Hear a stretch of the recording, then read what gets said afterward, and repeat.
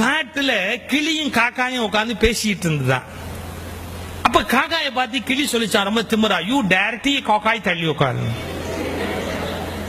காக்கா கேட்டுதான், ஏன் இப்படி நான் இன்சல்ட் பண்றேன், நீ பிளாக் அண்ட் ஒயிட் நான் மல்டி கலர், ஏன் கலர்னா ஒசியானா. ஆமா, தமிழ்நாட்டில் இலவச டிவி கொடுத்த போது அவன் கலர் டிவி தான் கேட்டானே ஒழிய பிளாக் அண்ட் ஒயிட் டிவி வாங்கிட்டானா.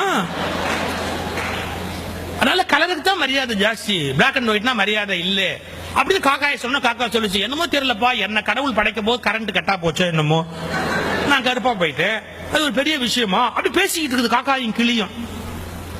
அப்ப வேட்டைக்கு வந்தான் பாருங்க, அவன் என்ன பண்ணிட்டான், நேரா வந்தவன் கபக்குன்னு கிளியை பிடிச்சிட்டான்.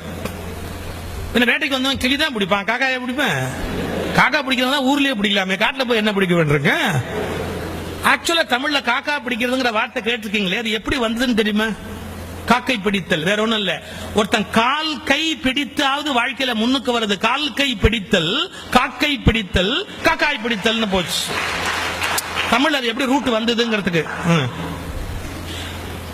இப்ப இந்த காக்காயை விட்டுட்டு கிளிய அப்படியே லடக்குன்னு கிளியை பிடிச்சிட்டா. கிளியை பிடிச்ச உடனே நமக்கு என்ன தெரியுது? முதல் லெசன், அழகு எவ்வளவு அழகானதோ அவ்வளவு ஆபத்தானது. எவ்வளவு அழகானதோ அவ்வளவு ஆபத்தானது இல்லையா? காக்கா மாட்டிச்சு, கிளி மாட்டிச்சு.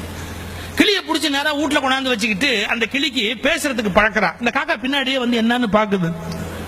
இந்த கிளிக்கு என்ன சொல்லி கொடுக்குறான், குட் மார்னிங் சொல்லு அப்படி கத்து கொடுக்குறான். கிளிக்கு வரல. பூண்டு இருக்கு இல்லையா, கார்லிக், பூண்டை சுட்டு நாக்குல வச்சு கிளிய பேச பழக்குவானா. இந்த பூண்டை தூக்கி கிளி நாக்குல வச்சு கீச்சு மூச்சுன்னு கத்துது. அன்னைக்கு அமாவாசை காக்காய்க்கு வாசல்ல சோறு வச்சிருக்கேன். அவன் பொண்டாட்டி கா கான்னு கத்துற உடனே இந்த காக்கா சோத்தை பார்த்து கிளிய பார்த்து, சோத்தை பார்த்து கிளிய பார்த்து ஒரு வார்த்தை சொல்லிச்சு, பாத்தியாடா, அவன் பாஷையில பேசுறதுக்கு உனக்கு சூடு வைக்கிறான், என்ன என் பாஷையில கூப்பிட்டு சோறு வைக்கிறான்.